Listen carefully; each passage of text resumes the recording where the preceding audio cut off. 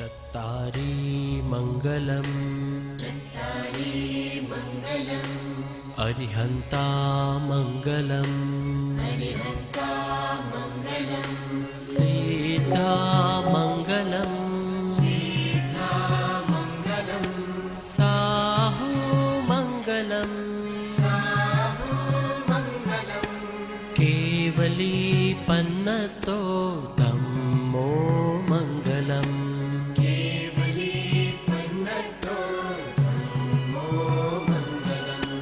मङ्गलं मङ्गलम् अरिहन्ता मङ्गलम् मङ्गलं मङ्गलम् अरिहन्ता मङ्गलम् मङ्गलं मङ्गलम् अरिहन्ता मङ्गलम् मङ्गलं मङ्गलम् अरिहन्ता मङ्गलम्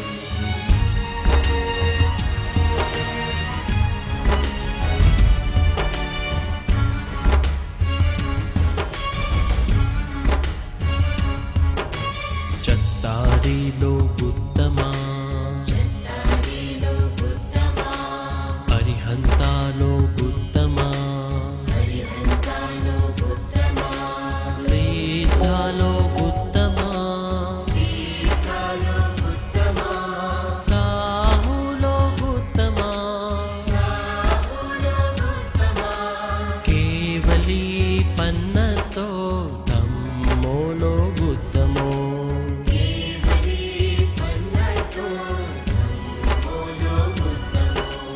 मङ्गलं मङ्गलम् अरिहन्ता मङ्गलम् मङ्गलं मङ्गलम् अरिहन्ता मङ्गलम् मङ्गलं मङ्गलम् अरिहन्ता मङ्गलम् मङ्गलं मङ्गलम् अरिहन्ता मङ्गलम्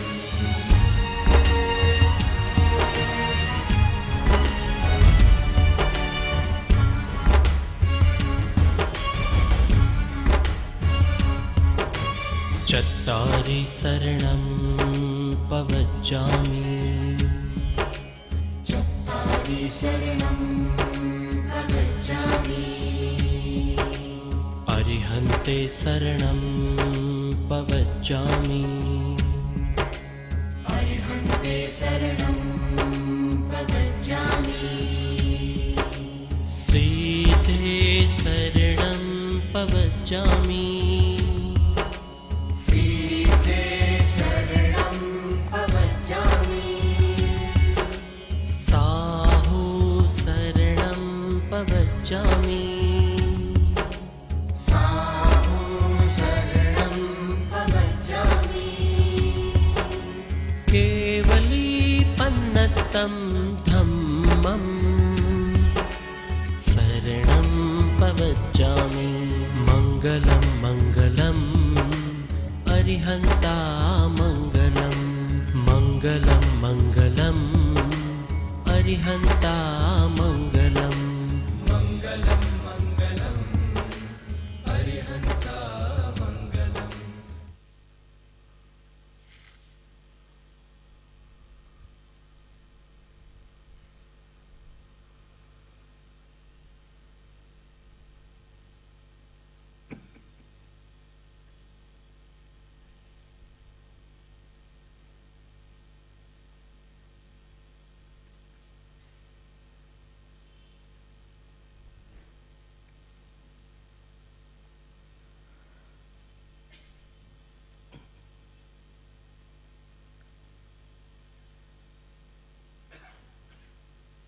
श्रीमद् राजचंद्र वचनामृत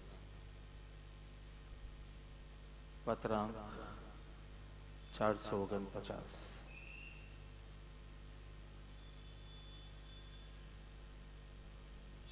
આ પત્ર પરમ કૃપાળુ દેવે ભાઈ શ્રી કૃષ્ણદાસ પ્રત્યે ખંભાત મુકામે લખ્યો છે। 8 પોસ્ટકાર્ડ રૂપ આ પત્ર છે। એમાંથી આ 3 સ્વાધ્યાયમાં આપણે માત્ર બીજા પોસ્ટકાર્ડનું સ્વાધ્યાય કરીશું। 8 પોસ્ટકાર્ડ રૂપ આખું પત્ર છે. એમાંથી જે બીજો પોસ્ટકાર્ડ છે એટલો જ વચનામૃત આપને 3 સ્વાધ્યાયમાં વિચારીશું. પ્રભુ લખે છે, વૈરાગ્યાદી સાધન સંપન્ન ભાઈ કૃષ્ણદાસ શ્રી ખંભાત. કલ્યાણને વિશે પ્રતિબંધ રૂપ જે કારણો છે તે જીવે વારંવાર વિચારવા ઘટે છે. તે કારણોને વારંવાર વિચારી મટાડવા ઘટે છે. અને એ માર્ગને અનુસર્યા વિના કલ્યાણની પ્રાપ્તિ ઘટતી નથી. મળ, વિક્ષેપ અને અજ્ઞાન એ અનાદિના જીવના 3 દોષ છે. જ્ઞાની પુરુષોના વચનની પ્રાપ્તિ થઈ તેનો યથાયોગ્ય વિચાર થવાથી અજ્ઞાનની નિવૃત્તિ હોય છે. તે અજ્ઞાનની સંતતિ બલવાન હોવાથી તેનો રોધ થવાને અર્થે અને જ્ઞાની પુરુષના વચનોનો યથાયોગ્ય વિચાર થવાને અર્થે મળ અને વિક્ષેપ મટાડવા ઘટે છે. સરળપણું, ક્ષમા, પોતાના દોષનું જોવું, અલ્પારંભ, અલ્પ પરિગ્રહ એ આદિ મળ મટવાના સાધન છે. જ્ઞાની પુરુષની અત્યંત ભક્તિ તે વિક્ષેપ મટવાનું સાધન છે.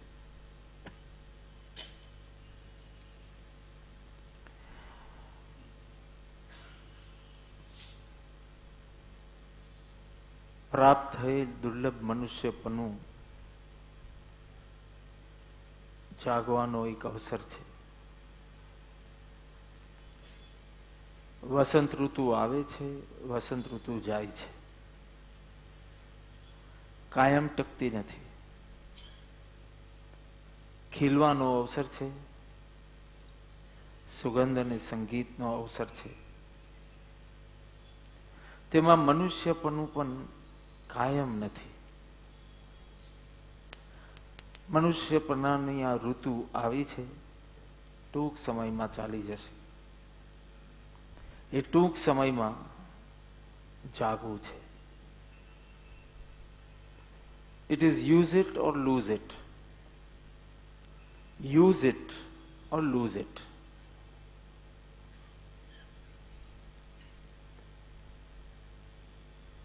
દૂધને કાં તો વાપરો અને કાં તો દૂધ સડી જાય. Use it or you lose it. બરફનો ટુકડો હોય ત્યાં સુધી જો કોઈના ઉપર મારીએ તો એને લાગે, વાગે. પરંતુ એ જ બરફનો ટુકડો પીગળી જાય, પાણી થઈ જાય, પછી કોઈના ઉપર નાખીએ તો કઈ લાગે નહીં. કાર્ય કરવા માટે, મોક્ષનું કાર્ય કરવા માટે આ એક મહાન અવસર છે. જેટલી બને એટલી આપણે આપણી હાઈટ વધારીએ. ફિઝિકલ હાઈટની વાત નથી ચાલતી, સ્પિરિચ્યુઅલ હાઈટ. જેમ બને તેમ, જેટલી બને તેટલી સ્પિરિચ્યુઅલ હાઈટ વધારે, એના માટે આ મનુષ્યપણાનો યથાર્થ ઉપયોગ થવો જોઈએ. મોહ એટલો બધો બલવાન છે કે દિશા બદલી નાખે છે. કંઈક વિચાર કરતા હોઈએ, કોઈ ડિસિઝન કરવા માટે કંઈક વિચાર કરી રહ્યા છે, એટલી વારમાં મોહ આવે અને વિચારની દિશા બદલી નાખે, ડિસિઝન બદલાઈ જાય. મોહ એટલો બધો બલવાન છે, જાણે લોખંડનો ટુકડો અહીંયાથી મેં ત્યાં ફેંક્યો, લોખંડનો ટુકડો, પણ વચમાં કોઈ મોટું લોહચુંબક લઈને ઉભો રહે તો મેં તો ફેંક્યું તું ત્યાં, પણ એ વચમાંથી દિશા બદલી નાખે. આવો આપણે અનુભવતા નથી શું? કે કેટલી વખત વિચાર શરૂ થાય પણ જેવું મોહ આવે અને આપણું ડિસિઝન બદલાઈ જાય છે. એ જીવનમાં મોહ અત્યંત બલવાન કાર્ય કરી રહ્યું છે. અત્યાર સુધીની વાત છે. એક શેઠ એની પેઢી પર બેઠા હતા. દૂરથી જોયે છે તો એક છોકરો દોડતો દોડતો આવે છે દુકાન તરફ અને એની પાછળ ઘણા બધા લોકો ચોર ચોર કહીને એની પાછળ પડ્યા હતા. એટલે એને કોઈને પૂછ્યું કે આ શું થઈ રહ્યું છે? આ કોઈ ચોર છે, કોઈ બાળક છે, ચોરી કરી છે અને ભાગી રહ્યો છે. લોકોએ એને જોઈ લીધો છે એટલે લોકો એની પાછળ ભાગે છે. એટલે પેલાને વિચાર આવે છે કે ભલે નાનો છોકરો છે પણ જો એને હમણાં પનિશ કરવામાં નહીં આવે, સજા આપવામાં નહીં આવે તો એને આ ચોરી કરવાની ટેવ પડી જશે. આ ટેવ પડશે તો વધારે અનર્થ કરશે. એટલે જે હોય તે એને લઈ જવો જોઈએ, પોલીસ કસ્ટડીમાં લઈ જવો જોઈએ.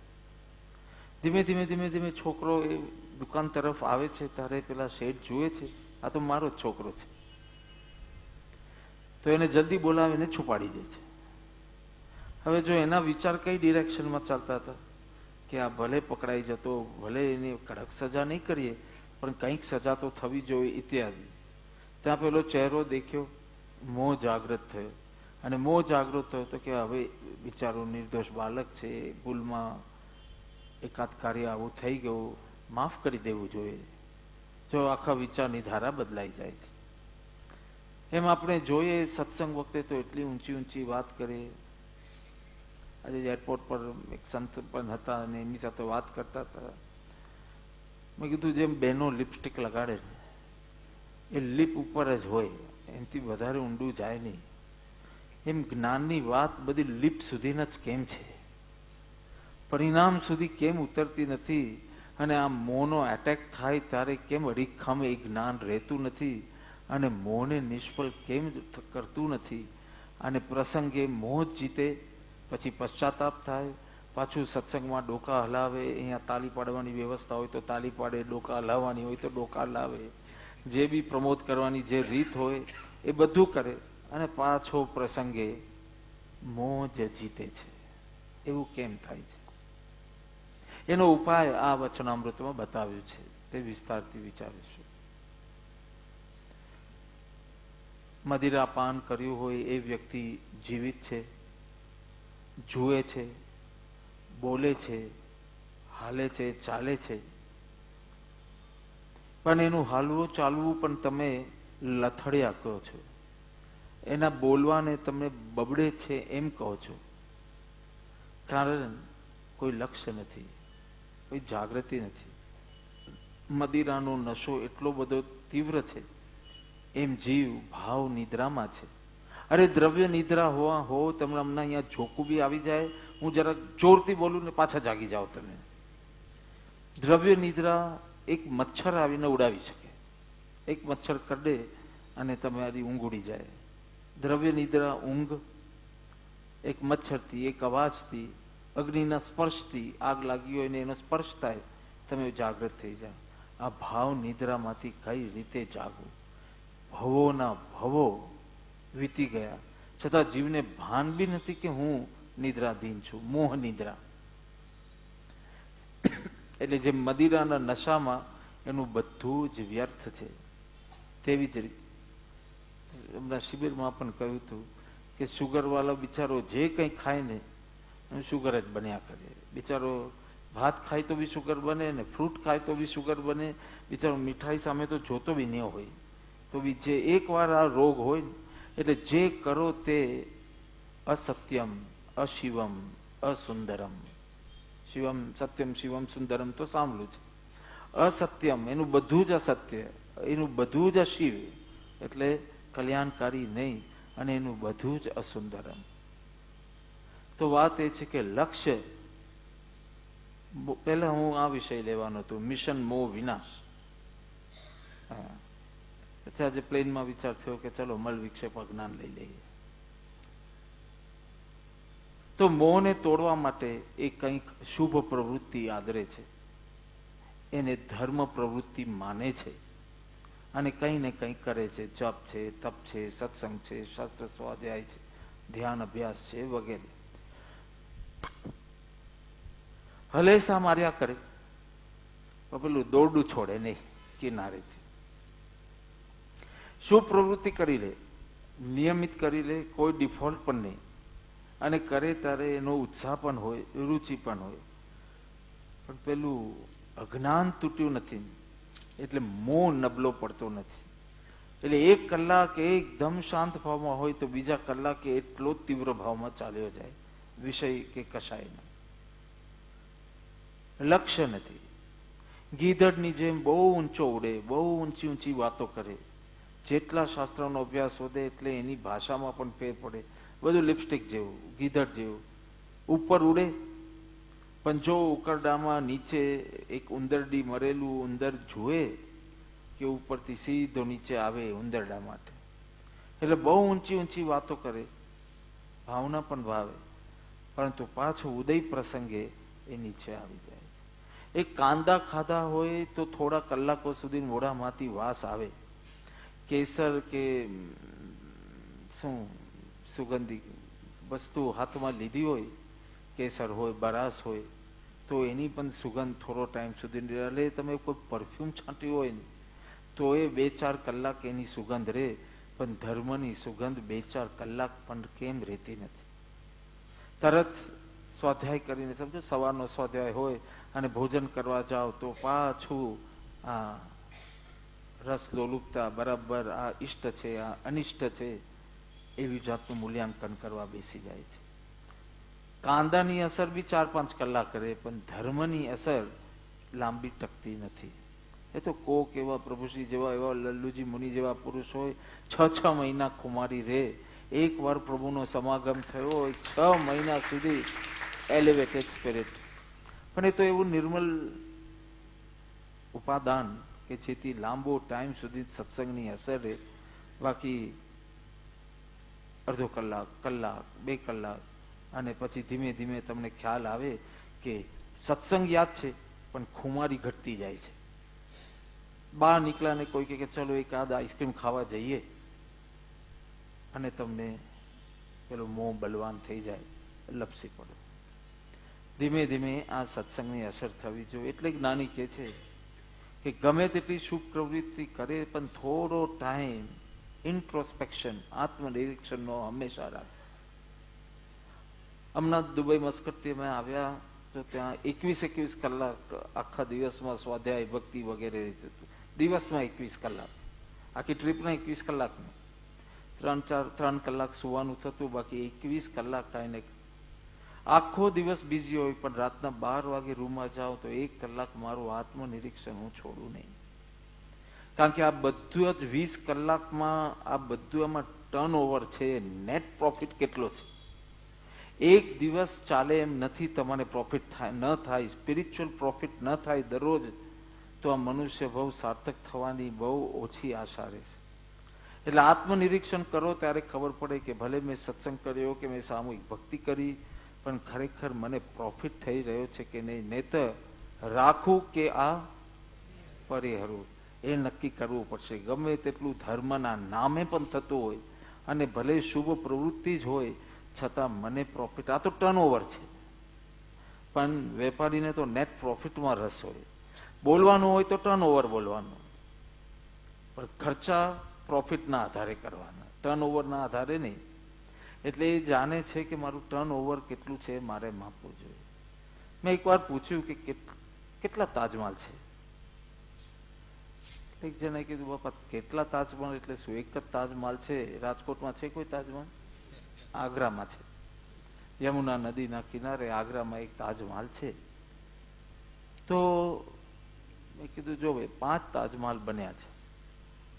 પહેલો તાજમહાલ શાહજહાનના હૃદયમાં બન્યો. મારે મારી પત્ની માટે કંઈક કરવું છે એવો ઈચ્છા રૂપે એક તાજમહાલ બન્યો એના હૃદયમાં, જે એ જ જાણતો હતો. બીજો તાજમહાલ બન્યો એની બુદ્ધિમાં, વિચાર રૂપે. પેલું હૃદયમાં ઈચ્છા રૂપે, બીજું બુદ્ધિમાં વિચાર રૂપે, કે મારે કેવું બનાવવું છે, કેવું મોન્યુમેન્ટ બનાવવું છે. ત્રીજો તાજમહાલ બન્યો આર્કિટેક્ટના પેપર પર, બ્લુ પેપર પર એક્ઝેક્ટલી કેવો બનાવવો છે. ચોથો તાજમહાલ બન્યો યમુના નદીના કિનારે આગ્રા શહેરમાં. 5મો તાજમહાલ બને છે જોનારની આંખમાં. તમે આજે આગ્રા જાઓ અને તાજમહાલની સામે ઊભા હો તો તમારી આંખોમાં બે તાજમહાલ બને. તો જો 5 તાજમહાલ બન્યા છે, ધર્મ પણ આ રીતે હોવું જોઈએ. પહેલા હૃદયમાં જાગ, મારે મારું મનુષ્ય જન્મ સાર્થક કરવો છે, મારે શું કરવું છે, આવી રીતે જીવીશ તો મારી જીવનની સાર્થકતા થશે નહીં, ધન્યતા રહેશે નહીં.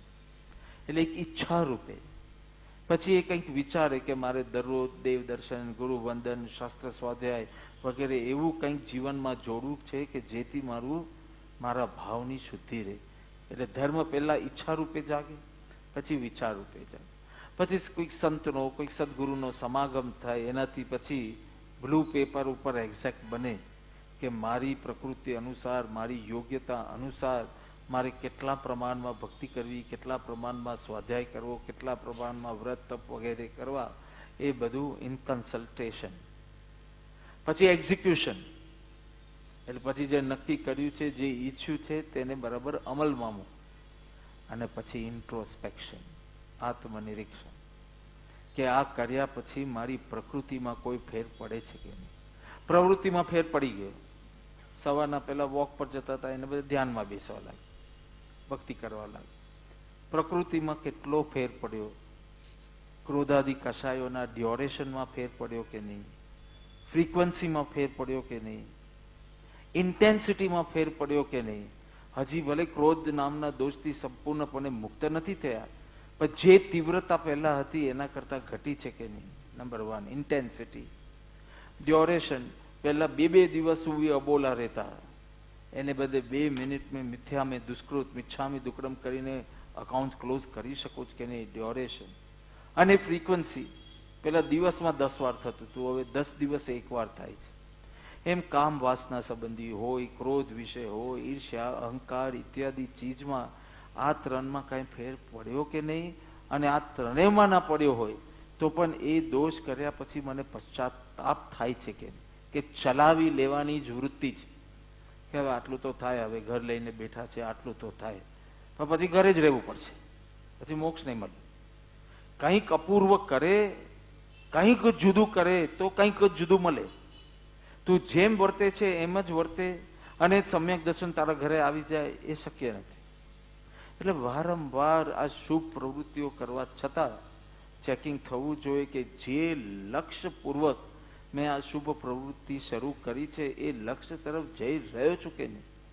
તમે ગાડીમાં અહીંથી જામનગર જવાનું છે, અહીંથી જામનગર જવાનું હોય અને મને કહેવામાં આવ્યું છે 1.5-2 કલાકનો રસ્તો છે, બરાબર છે, એવું કંઈક છે, તો અડધો-પોણો કલાક પછી જામનગરનું બોર્ડ આવે જ નહીં, તો મારે જરા ગાડી ધીમી કરી બાજુ પર ઊભી રાખી કોઈને પૂછવું જોઈએ કે નહીં.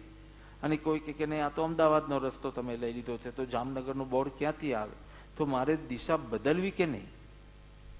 એટલે ઇન્ટ્રોસ્પેક્શન કરવાથી ખબર પડે કે હું જે સાધન કરું છું, સૌ સાધન બંધન થઈ રહ્યા છે પણ કામ લાગતા નથી. મારા દોષ નાશમાં મારો મિશન મોહ વિનાશ હતો અને મારી શુભ ધર્મ પ્રવૃત્તિથી હું મોહ વધારું છું, ધર્મ પ્રવૃત્તિથી હું અહંકાર વધારું છું, મારાપણું વગેરે અહમ મમની ભાવના વધારું, એવું તો નથી બનતું.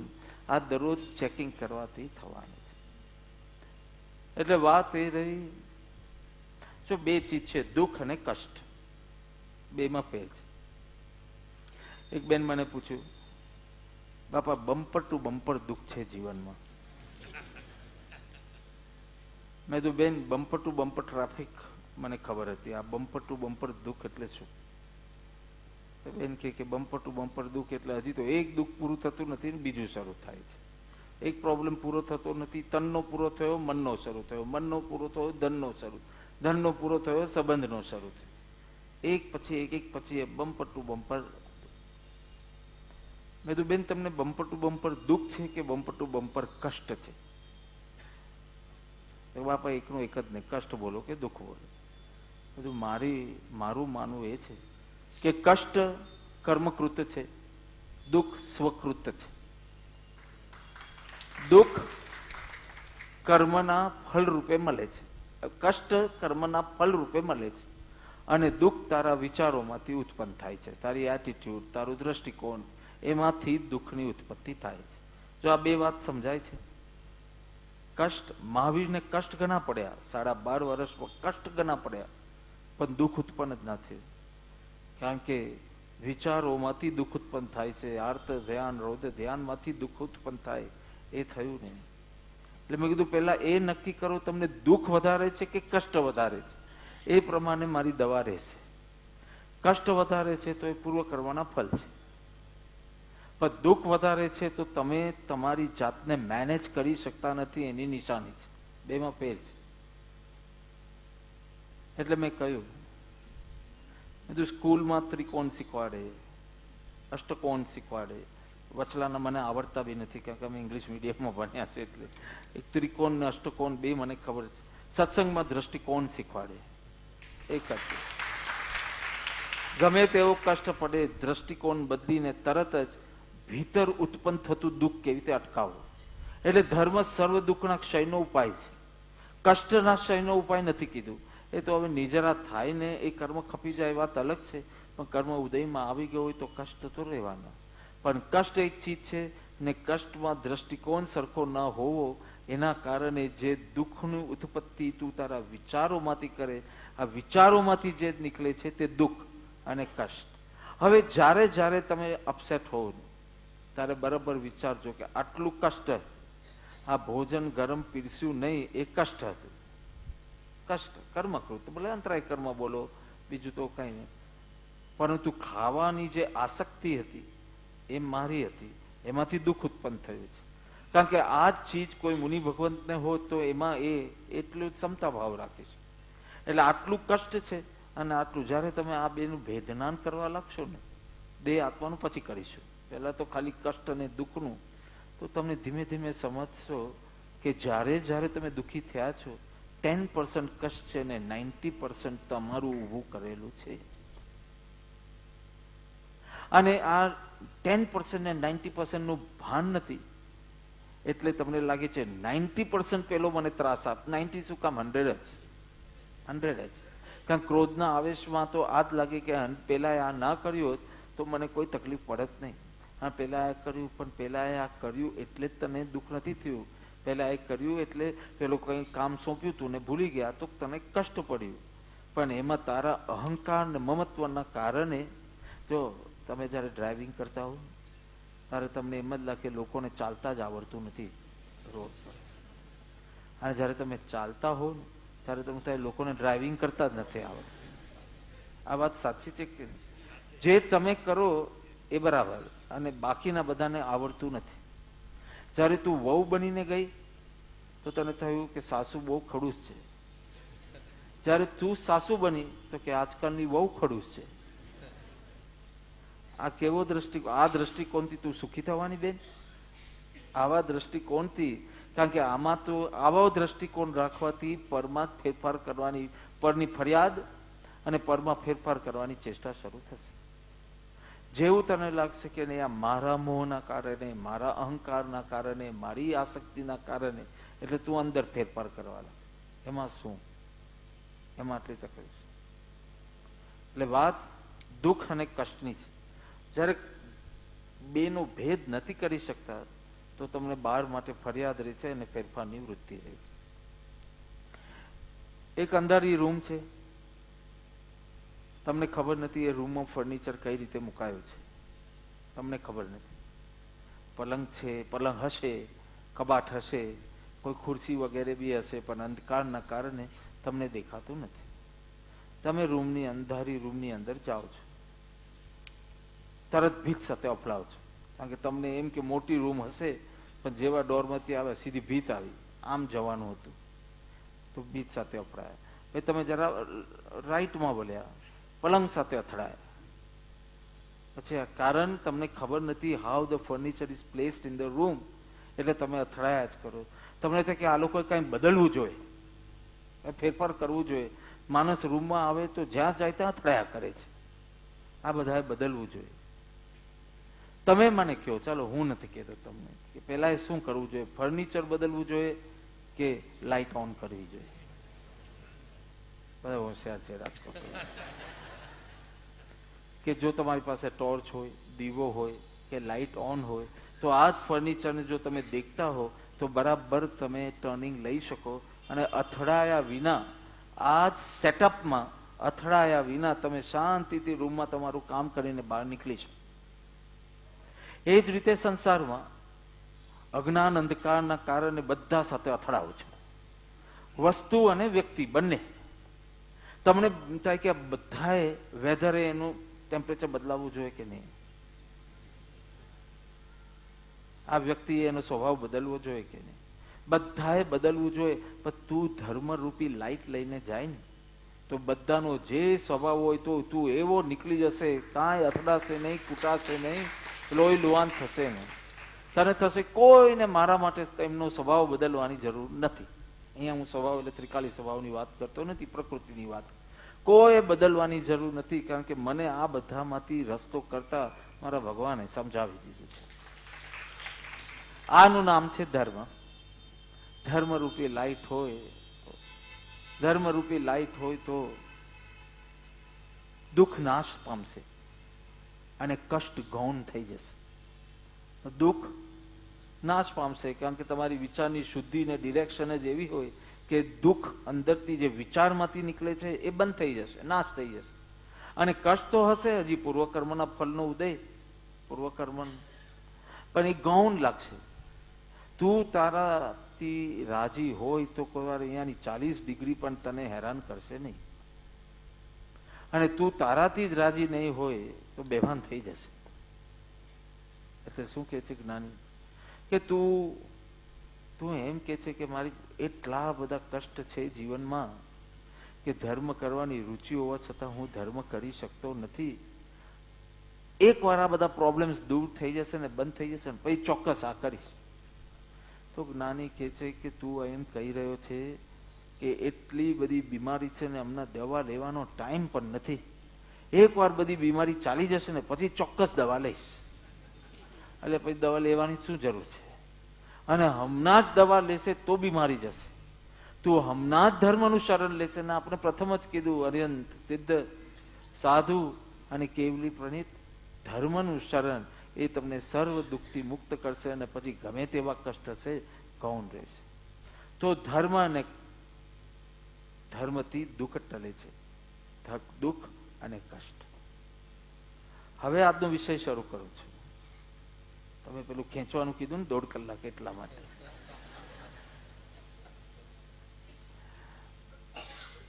જ્યારે જ્યારે જીવ દુઃખી થાય છે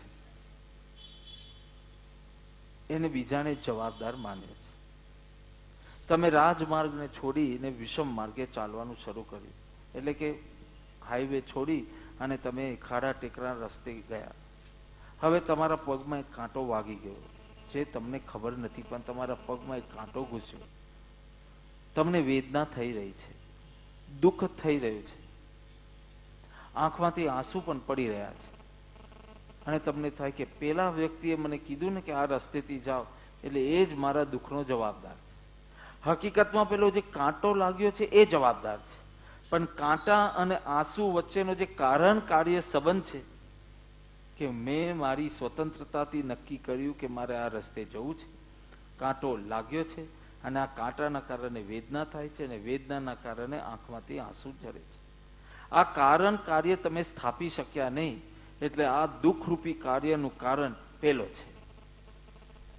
એમ કરીને પર ઉપર તમે લેબલ લગાડો છે, જેને બ્લેમ કહેવાય કે જવાબદારી એના ઉપર થોપો છે. આ વચનામૃત આપણે સમજાવે છે કે જ્યારે જ્યારે તું દુઃખી થયો છે ત્યારે ત્યારે એવા 3 કારણો તારી ભીતર જ છે. અને એવી કોઈ બહુ અઘરી શાસ્ત્રીય ટર્મિનોલોજી કૃપાળુદેવે વાપરી નથી આ પત્રમાં. બહુ સિમ્પલ 3 વર્ડ્સ, મળ, વિક્ષેપ અને અજ્ઞાન. આ 3ના કારણે દુઃખની ઉત્પત્તિ થઈ છે.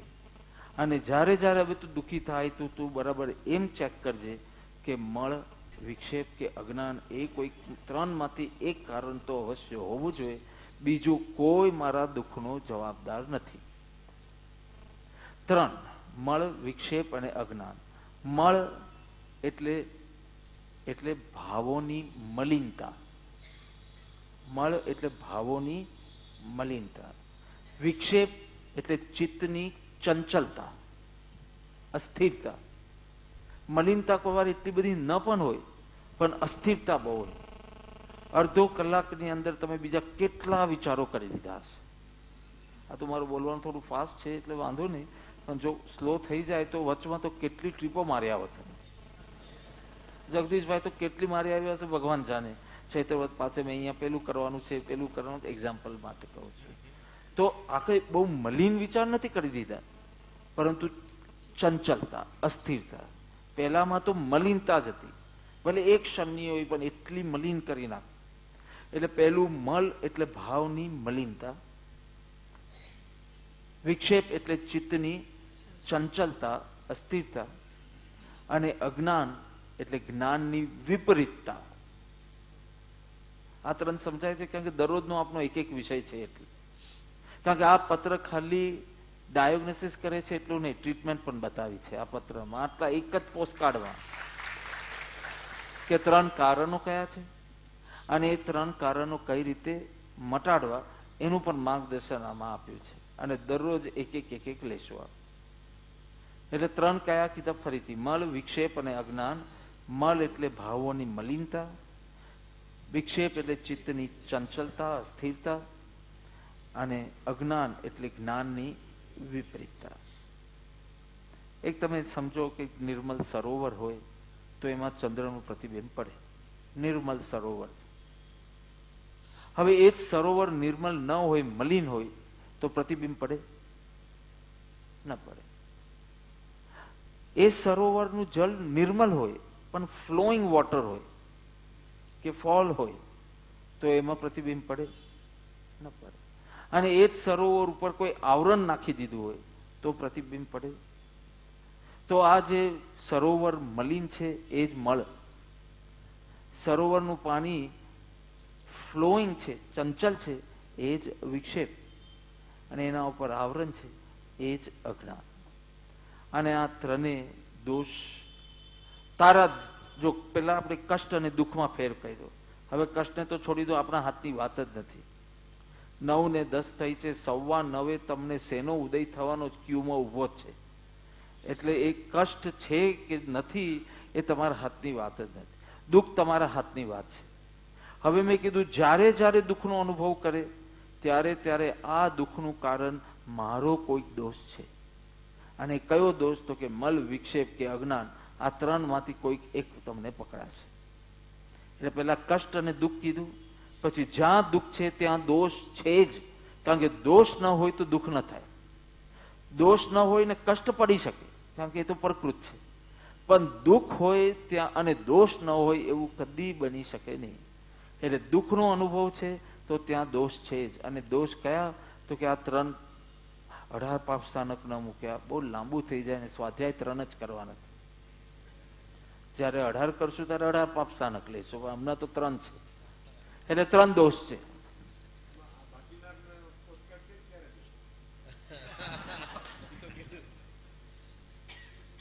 આ એક પોસ્ટ કાર્ડમાં છે ને બંધ માર્ગ, મોક્ષ માર્ગ બધું જ આવી જાય છે.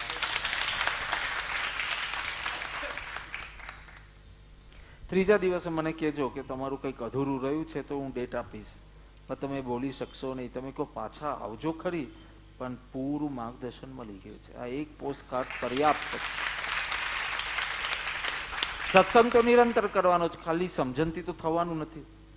દરરોજ પોષણ મળશે ત્યારે કુસંસ્કારો તૂટશે, પરંતુ માર્ગદર્શનની દ્રષ્ટિએ કશું જ અપૂર્ણ નહીં રહે. એવું અદ્ભુત આ વચનામૃત. તો મલ, વિક્ષેપ ને અજ્ઞાન. હવે કયું પહેલું લેવું? આમ બોલવામાં તો મલ, વિક્ષેપ, અજ્ઞાન મેં કીધું, તો આજે મારે મલ ઉપર બોલવું જોઈએ, કાલે સવારે વિક્ષેપ ઉપર, અને કાલે સાંજના અજ્ઞાન. પરંતુ કાર્ય પદ્ધતિના નિરૂપણમાં ક્રમ ઉપર ખૂબ ભાર મૂકવામાં આવ્યો છે. કાર્ય સિદ્ધિ તો જ થાય જો ક્રમપૂર્વક એનો અભ્યાસ થાય તો. ભાઈ ગંજી પહેર્યું છે એવું મને કંઈક દેખાય છે. ગંજી તમે પહેર્યું છે? તો તમે શું પહેર્યું છે? અંગ ઉપર 2 ચીજ પહેરી છે, ગંજી અને કફની. હવે તમે પહેલા કેમ ગંજી પહેર્યું ને પછી કફની કેમ પહેરી? જ્યારે બંને પહેરવાના જ છે તો તમે પેલું બી કરી શકતે નહીં કે પહેલા કફની પહેરી લો અને પછી એના ઉપર ગંજી પહેરો, તો ચાલે કે નહીં?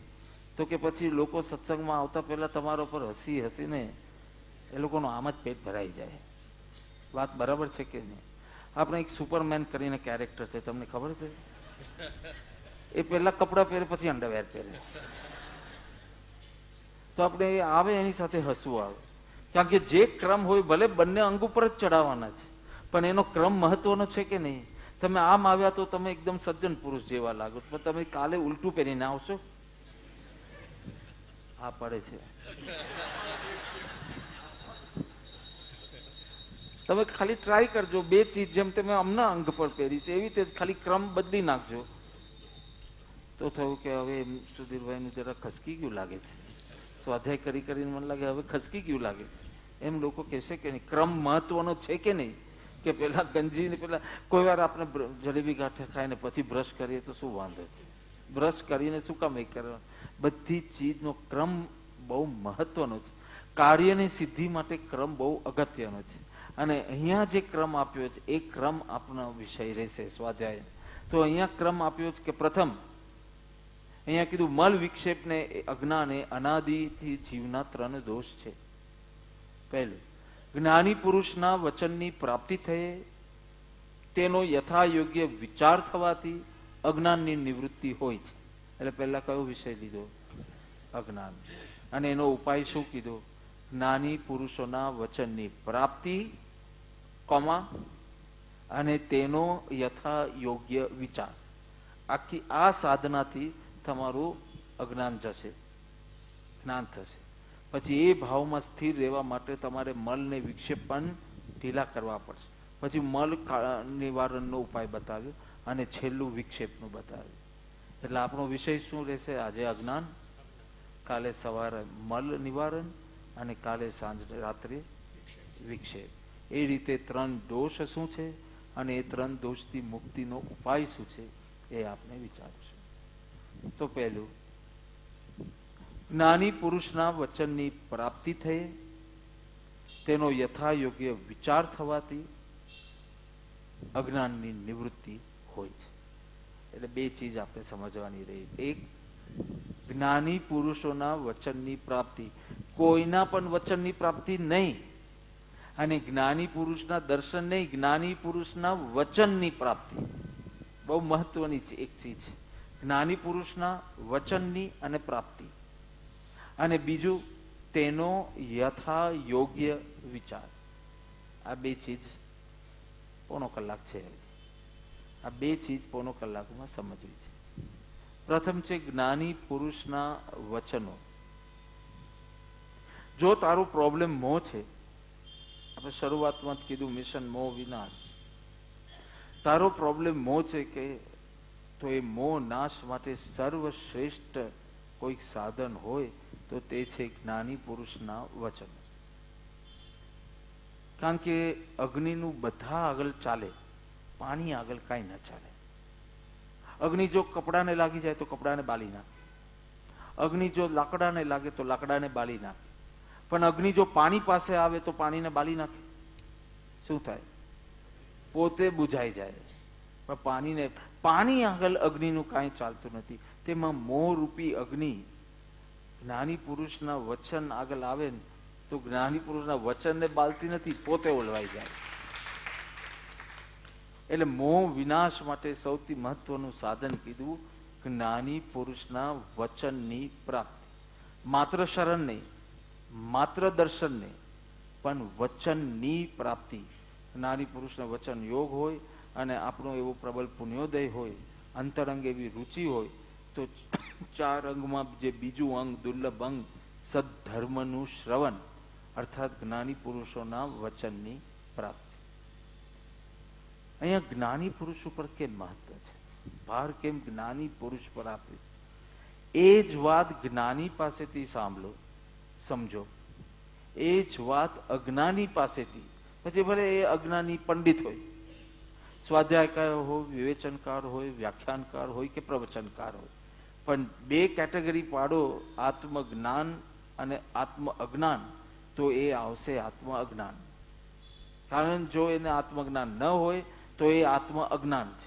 પછી ભલે ગમે તેટલું શાસ્ત્ર અભ્યાસ હોય અને તેના આધારે બોલતો હોય, એક ધર્મ ચર્ચા કરે એ અલગ વાત છે, એ તો સ્વાધ્યાયનો એક અંગ બની જાય છે. પરંતુ જ્ઞાની પુરુષ ધર્મ સાંભળવો તો જ્ઞાની પુરુષ પાસેથી સાંભળવો, એ બધી વાત પણ અહીંયા કરી છે. જ્ઞાની પુરુષ પાસે ધર્મ સાંભળો એનું એક કારણ છે. જ્ઞાની પુરુષ જ્યારે સમજો પાપ વિશે, એક્ઝામ્પલ, પાપ વિશે તમે હવે જ્ઞાની પાસે સાંભળો કે કોઈ શાસ્ત્ર અભ્યાસી પાસે સાંભળો, શું ફરક પડે છે? પાપ વિશે સમજવાનું છે. પરંતુ જ્ઞાની જ્યારે બોલે ત્યારે તથ્યની ઘોષણા કરે છે, માત્ર તથ્યની ઘોષણા કરે છે. અને અજ્ઞાની જ્યારે બોલે ત્યારે પોતાનો ભાવ જોડી જોડીને બોલે છે. ફોર એક્ઝામ્પલ, સ્ત્રી નરકનું દ્વાર છે. સ્ત્રી તો સ્ત્રી છે અને એ માત્ર જ્ઞાનનું જ્ઞેય છે. સ્ત્રી હેય નથી કીધી, સ્ત્રી પ્રત્યેના મમત્વ ભાવની નિંદા કરી છે અથવા એને હેય કીધું છે. મોક્ષમાલામાં પાઠ છે, સામાન્ય મનોરથ મોહિની ભાવ વિચાર અધીન થઈ ના નિરખું નયને પરનારી. હવે આ મને કહો, આ જ્ઞાનીનું વચન છે, હું સિદ્ધ કરી આપું કે આમાં નારીની ક્યાં નિંદા કરી? મોહિની ભાવ વિચાર અધીન થઈને હું પર નારીનું મુખ ન નિરખું. આમાં નારી આગળ કોઈ એડજેક્ટિવ છે? નરકની બારી છે, વિષમ છે, આ છે, તે કશું જ નહીં. કે મોહ ભાવથી મેં જ્યારે નારીને નિરખી છે ત્યારે મારા ભાવમાં અશુદ્ધિ ઉત્પન્ન થઈ છે અને હું મારી આત્મસ્થિરતા ગુમાવું છું. મોહની નિંદા કરી, નારીની નિંદા ન કરી. અજ્ઞાની જ્યારે આ જ વાત કરશે ત્યારે એને નારીની ખૂબ નિંદા કરશે, નારીની ખૂબ નિંદા કરવી પડશે. પૈસો હાથનો મેલ છે, એટલું પૈસા વિશે ખરાબ બોલે અને પાછા ખિસ્સામાં પૈસા રાખે. ઘરે જવા માટે રિક્ષા કરવી પડે. પરંતુ એ જ્ઞાની બોલે છે ત્યારે તથ્યની ઘોષણા કરે છે કે તને જે શાશ્વત સ્વાધીન સુખ જોઈએ છે એ તને નારી પાસેથી નહીં મળે. એના માટે તારા સુખની જે વ્યાખ્યા, તને જે તારી જે સુખની માંગ છે એ માટે તારે આત્મા પાસે જવું પડશે, સ્ત્રી પાસે. સ્ત્રીની નિંદા નહીં કરે, પરની નિંદા કર્યા વિના સ્વનો મહિમા ઉત્પન્ન કરશે. અજ્ઞાની જ્યારે બોલશે ત્યારે ભીતર એને એ પરનું આકર્ષણ છે, પરંતુ એને એ પરનો ત્યાગ કર્યો છે. એટલે આ આકર્ષણ જે દમિત થાય છે ને એ આ રીતે દ્વેષ રૂપે બહાર આવે છે. એટલે એને સ્ત્રીની ખૂબ નિંદા કરવી પડે વિકારમાંથી મુક્ત થવા માટે. ત્યારે એ વાત સમજાય છે કે જ્ઞાની પાસે આ જ વૈરાગ્ય પ્રાપ્ત કરવા માટે જ્ઞાનીનું કથન તથ્ય ઘોષણા 2 + 2 = 4. આમાં એમને રાગ કર્યો કે દ્વેષ કર્યો? 2 + 2 = 4. આ મેથેમેટિકલ ઇક્વેશનમાં આમાં રાગ દેખાય છે કે દ્વેષ? તો કે આમાં તો કાંઈ દેખાતું નથી. સ્ત્રી નરકની બારી છે અને પુરુષ સ્વર્ગનો બારો છે.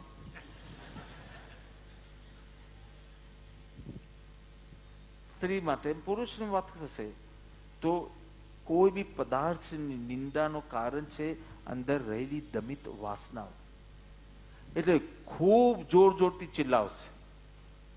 ત્યારે જ્ઞાની બોલશે ત્યારે માત્ર તથ્યની ઘોષણા. એટલે જે એક પત્રમાં કહ્યું છે પ્રભુએ કે અમે આદેશાત્મક બોલતા નથી, માત્ર ઉપદેશાત્મક બોલીએ છીએ. ઓર્ડર છોડતા નથી, કમાન્ડ કરતા નથી, કમાન્ડમેન્ટ્સ આપતા નથી, માત્ર તથ્યની ઘોષણા કરીએ. આગને હાથ લગાડશે તો દાઝશે.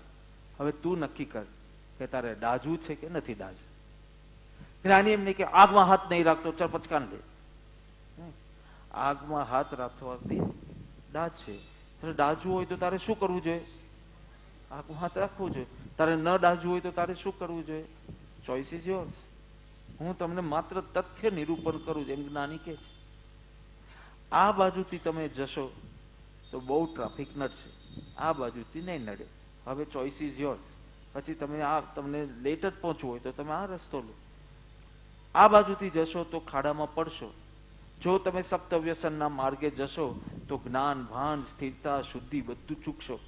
બસ હવે તમે નક્કી કરો તમારા મનુષ્ય ભાવને સફળ કરવો છે તો આ રસ્તો નહીં લો. એટલે જ્ઞાનીનું કથન ઉપદેશાત્મક હોય. અમે આ રસ્તે જઈને ઘણું નુકસાન કર્યું છે, રસ્તો બદલ્યો, ત્યારથી અમે સુખી સુખી સુખી થયા છે. હવે આ તમારી આગળ જ્ઞાનીનું આખું વચન છે ને એ એમની પોતાની આત્મકથા છે. અમે જ્યારે મોહ ભાવમાં રમતા હતા ત્યારે અમને સ્ત્રી આવી જ લાગતી હતી, ધન આવું જ લાગતું હતું, દેહ આવું જ ભાસતું હતું, અને ત્યાં સુધી અમે વિકારોથી ભરપૂર રહેતા. પછી કોઈ જ્ઞાનીનો યોગ થયો અને અમારી દિશા બદલાય, અને આજે જે દશા છે એ દશા બસ એમની સુષુપ્ત અવસ્થાની કથા અને એમની જાગ્રત અવસ્થાની કથા બંને તમારી સામે મૂકશે. ભગવાન મહાવીરે શું કહ્યું? મરીચીના ભાવમાં મારા આત્માએ આવા વિચાર કર્યા હતા, આવું કર્યું હતું, એનાથી કરોડો કરોડો વર્ષોનું પરિભ્રમણ અમે કર્યું. પછી સિંહના ભાવમાં આ થયું, પછી પેલા ભાવમાં આ થયું, એમ કરતા કરતા આજે સર્વજ્ઞપણાની દશામાં છે.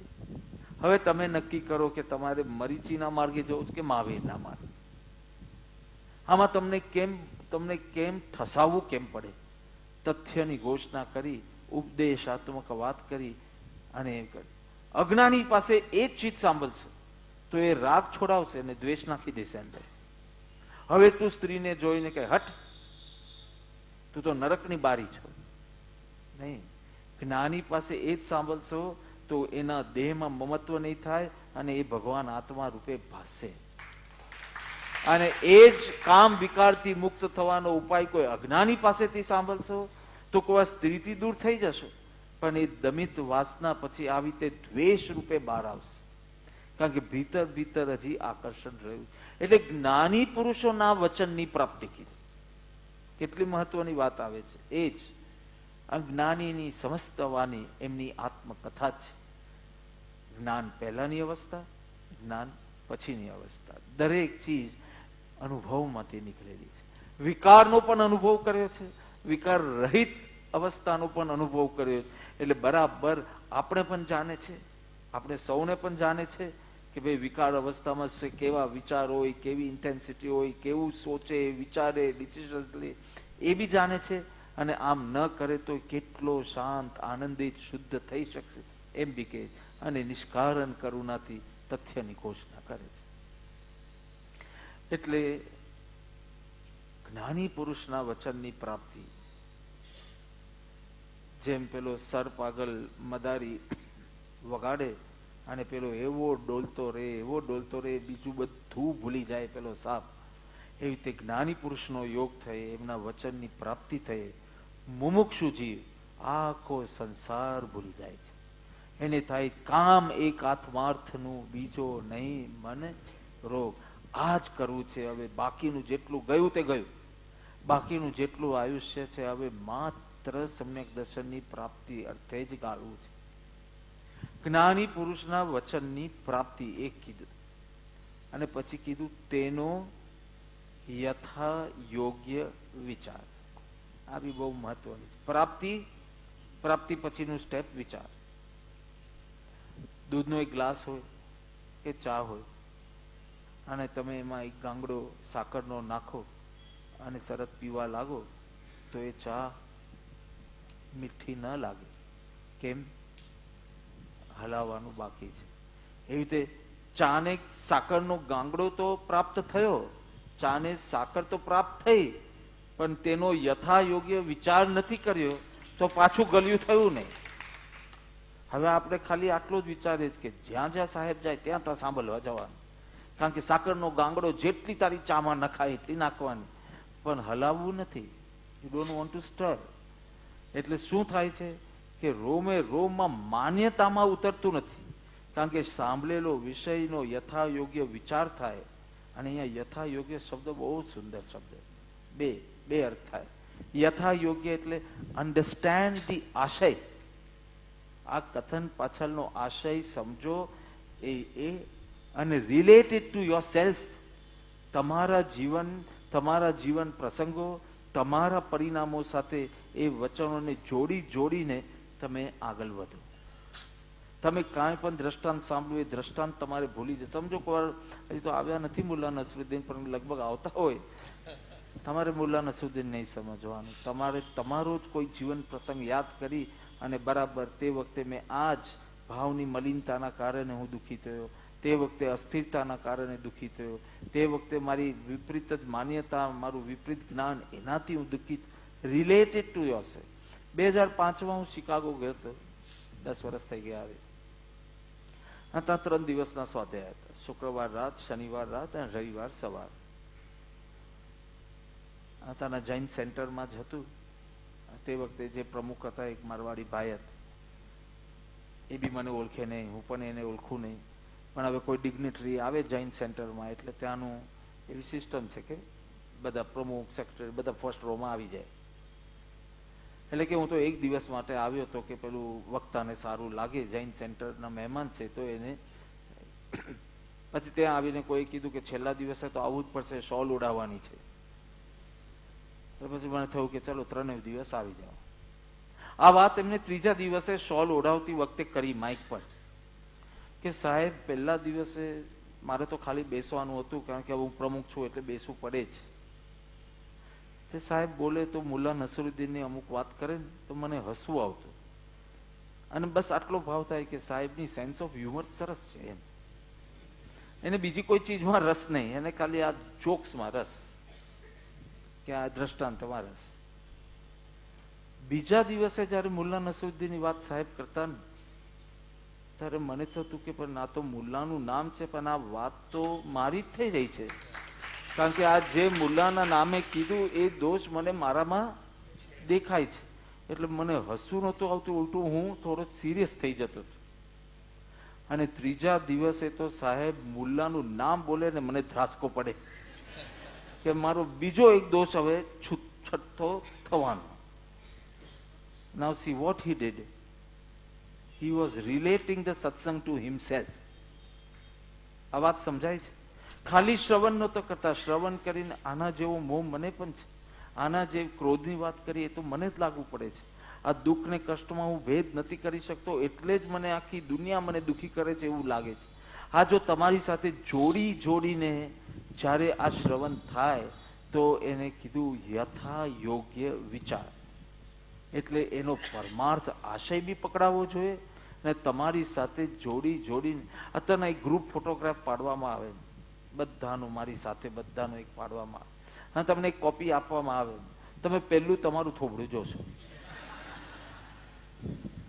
અત્યારના મને ઉપર બેસાડ્યો, તમે નીચે બેઠા ને જ્યારે ફોટો આવશે ને ત્યારે તમને રાકેશભાઈમાં કોઈ ઇન્ટરેસ્ટ નહીં હોય. મારી સ્માઇલ કેવી છે, મારા વાળના ઠેકાના છે હતા કે નહીં, ફોટા પાડતી હોય. માણસ સૌથી વધારે રુચિ પોતામાં ધરાવે છે. અને તેથી if you start relating the whole satsang with yourself, તો તમારી લેવલ જ સત્સંગમાં બેઠા જ તમને એક એલિવેશનનો અનુભવ થશે. અને એ જે એલિવેશન થશે આ સત્સંગ તમે કદી ભૂલી નહીં શકો. કારણ કે તમારી સાથે તમે પેલી એમ્બ્રોઇડરી જેમ કપડાની અંદર વણાઈ જાય ને તેમ આ આખો ઉપદેશ તમારી ભાવ દશા સાથે વણાઈ જશે. એટલે અહીંયા કીધું યથા યોગ્ય વિચાર. તું કાંઈ પણ ખાય બનાવે લોહીને, એમ જ્યાં ત્યાં કોઈ પણ સત્શાસ્ત્રનું વાંચન થાય, કોઈ બી સંતોનું સત્સંગ થાય, પણ પોતાને જોડીને કરશે ને તો આ અમે નાના હતા ત્યારે સાધક અવસ્થાની મારી શરૂઆતના વર્ષો, તો કાંઈ પણ સારું વાંચે એટલે એનું થોડી નોંધ કરવાની છે. પછી એ બુકનું નામ મેં રાખ્યું હતું માય બાઇબલ. માય બાઇબલ કેમ? કારણ કે મને જે ખૂબ મહત્વનું લાગે તે જ મેં લખ્યું હોય. એટલે જ્યારે હું એ બુક વાંચું ત્યારે મને બધું જ મહત્વનું લાગે. કારણ કે જો આમ તો કેમિસ્ટના દુકાને બધી જ દવા સારી છે, પણ તમે બધી તો દર વખતે ખરીદતા નથી ને. તમે કઈ ખરીદો છો? તો કે તે વખતનો જે તમને દર્દ હોય, જે રોગ હોય, એની અનુરૂપ જે દવા હોય એ દવા તમારા માટે અત્યંત કલ્યાણકારી. તમે એમ નહીં કહેતા કે બીજી બધી નુકસાનકારી, પણ તમારા માટે તે દશામાં તમે આ જ પત્ર પહેલા બી વાંચ્યો હોય, પણ તે વખતે તમારી ભાવદશા અલગ હોય, તમારી મુમુક્ષુતા અલગ પ્રકારની હોય, આજે અલગ પ્રકારની છે. એટલે આજે કોઈ વાર આ જ વાત તમે પહેલાં સાંભળી હોય તો તમને એક માત્ર દ્રષ્ટાંત રૂપે સાંભળી હોય અને આજે લાગે કે આ જ મારે કરવા જેવું છે, કારણ કે તમે તમારી જાત સાથે જોડીને આ તમે સાંભળતા હતા. એટલે યથા યોગ્ય વિચાર, રુચિપૂર્વકનો સ્વાધ્યાય, સ્વાધ્યાયના 5 અંગ વાંચવું, પૂછવું. હવે પૂછવાનો અર્થ એક જ લો છો કે કોઈ ન સમજાય એટલે કોઈને પૂછવું. હું જરા પૂછવાનો અર્થ બીજું લઉં છું, પોતાને પૂછવું. કારણ કે જે બહુ પુણ્ય કર્યામાં હોમવર્ક આપ્યું છે ને, હું કોણ છું, ક્યાંથી થયો, શું સ્વરૂપ છે મારું, કોના સંબંધે રાખવું કે પરિહરવું, આ 5 બીજાને પૂછવા માટેના પ્રશ્ન છે કે પોતાને? તો તમે તો પૂછવાનો એક જ અર્થ કર્યો કે કાંઈ ન સમજાય, કોઈ આવે એટલે તરત પૂછવું.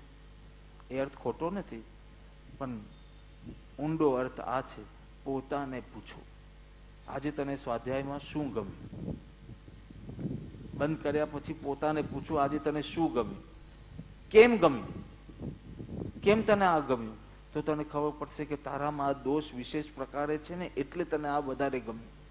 એમ કરીને દોષથી તું શું પરિચિત થવા લાગશે અને ધીમે ધીમે ધીમે શુદ્ધાત્મા સાથે પરિચિત થશે. એટલે વાંચવું, પૂછવું, ફેરવવું, ભાવવું, ધર્મકથા કરવી, આ 5 પ્રકારે જ્યારે કરો. હું જો એક આંગળીથી તમને મારું તો તમને બહુ લાગે નહીં, પણ 5 ભેગી કરીને મારું તો 2-3 કાઢી શકું. દાંતની વાત કરું છું. એમાંની એક જ કરું હું આમ મારું તો દાંત ન તૂટે, 5 પ્રકારે થાય તો તૂટે. આજે ભાઈ સાથે વાત કરતો ભોજન પછી મેં કીધું તમે બહુ ઓછા ધરમપુર આવો તો બી કનેક્શન મારું ને તમારું સારું છે. હું આવું છું તો મને તરત કનેક્શન ફીલ થાય, કારણ તમે સ્વાધ્યાય કરો છો અને ખાલી સ્વાધ્યાય કરો છો નહીં, 5 પ્રકારે સ્વાધ્યાય કરો છો. યથાશક્તિ તમે વાંચો છો, લખો છો, પાછું ફેરવો છો, એ પ્રમાણે ભાવના કરો છો. કોઈ એવો સત્સંગી મળે તો તમે થોડી એવી ધર્મ ચર્ચા કરો છો, પોતાને પણ પૂછપૂછ કરો છો. આવું થોડા પ્રમાણમાં બી થાય છે તો એની તાકાત એટલી છે કે તમે મોહની સામે ઊભા રહી શકો છો. મોહને નિષ્ફળ યથાશક્તિ કહું છું કરી રહ્યા છો, અને એટલે એક પ્રસન્નતા, એક ને પવિત્રતાનો અનુભવ કરી રહ્યા છે કે સંજ્ઞાઓ પ્રમાણે થતું નથી, સત્સંગના સંસ્કાર પ્રમાણે જીવન થોડું થોડું પણ જીવાઈ રહ્યું છે. એટલે 5 પ્રકારે જો ખાલી જ્ઞાની પુરુષના વચનની પ્રાપ્તિ હોત ને તો એનો અર્થ થાય ખાય રાખો, ખાય રાખો, ખાય રાખો. પણ તેનો યથા યોગ્ય વિચાર એટલે પાચન કરો, પચાવો, પચાવો, ચાવો અને પચાવો, ચાવો અને પચાવો. આ હોમવર્કથી તમારા અજ્ઞાનની નિવૃત્તિ થશે. એટલે તમને જો એમ થતું હોય કે આટલા બધા સત્સંગ સાંભળીએ તો બી અજ્ઞાન કેમ દૂર થતું નથી, તો તમે ખાખા વધારે કર્યું પણ ચાવતા નથી ને પચાવતા નથી. અર્થાત તેનો યથા યોગ્ય વિચાર પોતાની વૃત્તિ સાથે જોડીને તમે સાંભળ્યું નથી, તેથી તમારી આત્મદશા હજી એટલી બલવાન થઈ નથી, હજી નિર્બળ છે. મોહના એટેકો સહન કરી શકતી નથી. વાત સમજાય છે? તો યથા યોગ્ય વિચાર. હવે જ્યાં સાંભળવું એમાં થોડો પુરુષાર્થની જરૂર છે. તમે ઘરે બેસીને જાણો 9 થી 9:30 એટલે અશોકા જોઈ શકતે. અશોકા નામની સિરિયલ છે, તમને ખબર છે? એ તમે જોઈ શકતે, પણ તમે આજે કીધું કે આજે નથી જોવું, આજે મારે સત્સંગમાં જવું. આ બી પુરુષાર્થ છે. પુરુષાર્થ કેમ? કારણ કે હજારો ઓપ્શનમાંથી તમે 100 ઓપ્શનમાંથી 99 ને ના પાડી અને એક ઓપ્શન કે આજે સત્સંગ છે તો એટેન્ડ કરવું, આ બી એક મોટું પરાક્રમ છે. કારણ કે 99 ને ના પાડી તમે, ને તો બધાને કોઈને કોઈ કામ હતા જ ઘરે, કંઈ ને કંઈ કરવાનું હતું, જે બધું જ ડ્રોપ કરી તમે આવ્યા, એટલું તો પરાક્રમ છે. પરંતુ વિચાર માટે વધારે ઉત્સાહની જરૂર પડશે. તમે જેટલા ઉત્સાહથી સત્સંગ સાંભળવા આવ્યા છો એનાથી અનેક ગણો ઉત્સાહ વધારે હોય તો તમે સત્સંગ કર્યા પછી એનો વિચાર કરશો, ને તો બહાર ગયા પછી બધું ભૂલી જશો. એટલે યથા યોગ્ય વિચાર માટે વધારે ઉત્સાહની જરૂર પડે, વધારે આ વિષયમાં રસની જરૂર પડે અને ઉદ્યમની પણ જરૂર પડે, એટલે આલસ ત્યાગની પણ જરૂર પડે. અને એમાં કોઈ પ્રશ્ન થાય તો એનું પૂછવાનું સાહસ, કારણ કે જે પ્રશ્ન કરે ને એ લગભગ વિરોધી હોય એવો જ ભાષે. તમે તમારા દીકરાને કહો કે આપણે છે ને આત્મા છે, આપણે શરીર નથી, એટલે કે કેમ, કઈ રીતે? એમાં એક છોકરાએ પ્રશ્ન કર્યો અને બીજાએ ન કર્યો, બીજાએ તરત ડોકું હલાવ્યું, એટલે પેલો છે ને વિદ્રોહી લાગશે તો કે મારો નાનકો બહુ સારો છે. અરે બિચારો જિજ્ઞાસા બતાડે છે કે મને આત્મા દેખાતો નથી, છતાં તમે કહો છો આત્મા છો, તો પપ્પા કઈ રીતે આત્મા હશે? પણ હંમેશા પ્રશ્ન પૂછનાર વિદ્રોહી ભાષે. એટલે વિચાર કરવા માટે સાહસ જોઈએ. તમને એમ ન લાગવું જોઈએ કે હું શંકા કરું છું જ્ઞાનીના વચન.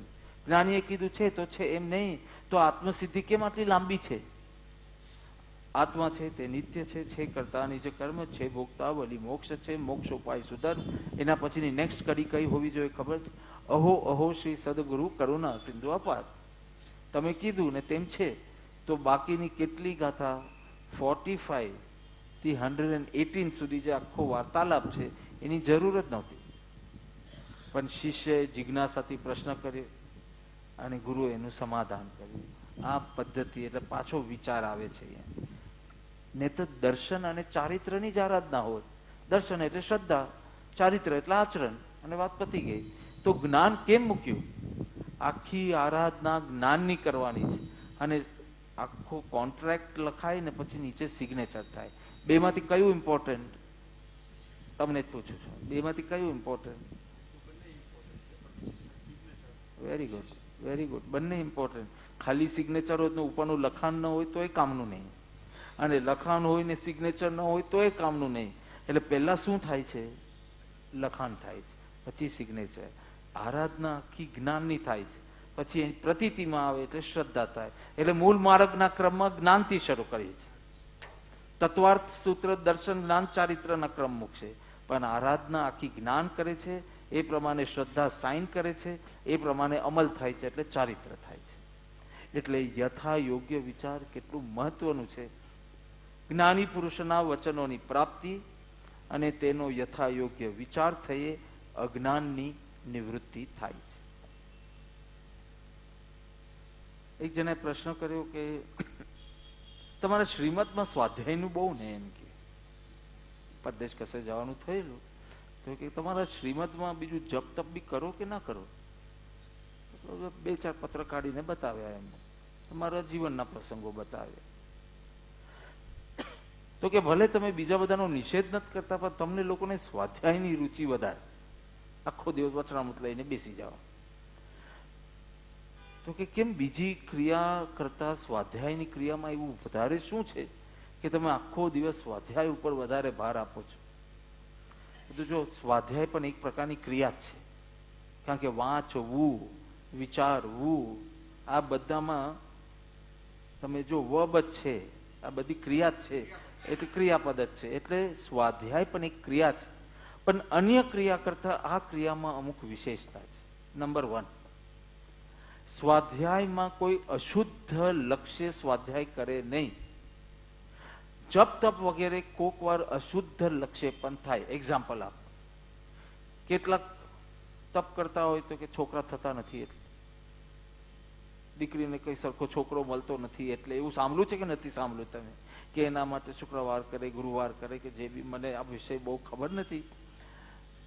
પણ તપસ્યા તમે શંખેશ્વર બી ગયા હોય તો કે ભાઈ હમણાં ધંધામાં સરખું ચાલતું નથી. અશુદ્ધ લક્ષ્ય પણ હોઈ શકે. અશુદ્ધ લક્ષ્ય થાય એમ નથી કહેતો.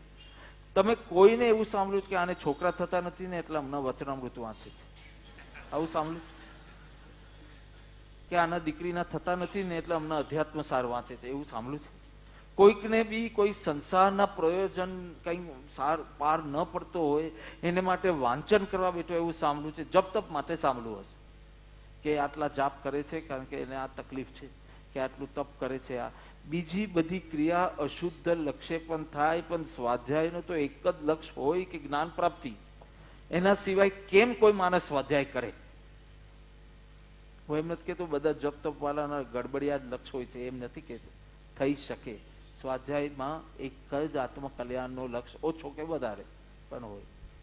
બીજું, બીજી બધી ક્રિયા એકાગ્રતા વિના બી થાય, ચાલુ રહે. સ્વાધ્યાય એકાગ્રતા વિના નહીં થાય. જેવી એકાગ્રતા તૂટી એટલે અટકી જાય. એવું બને એક પેરેગ્રાફ વાંચીને અડધો કલાક તમારું મન ભટકે, પણ પછી તમે પાછું બીજો પેરેગ્રાફ વાંચો. પણ તમે વાંચો બી કરો ને ભટકતું બી હોય. આ ક્રિયા જેવી છે કે બે ચીજ સાથે નહીં થાય. અટકી જાવ બની શકે, માલા થઈ શકે. માલા તમે થઈ શકે, રાઉન્ડ રાઉન્ડ મણકા ફરતા હોય અને પેલો વર્લ્ડ ટૂર પર હોય, એવું બની શકે. એટલે સ્વાધ્યાયની ક્રિયામાં ફોકસિંગનો સ્કોપ વધારે છે.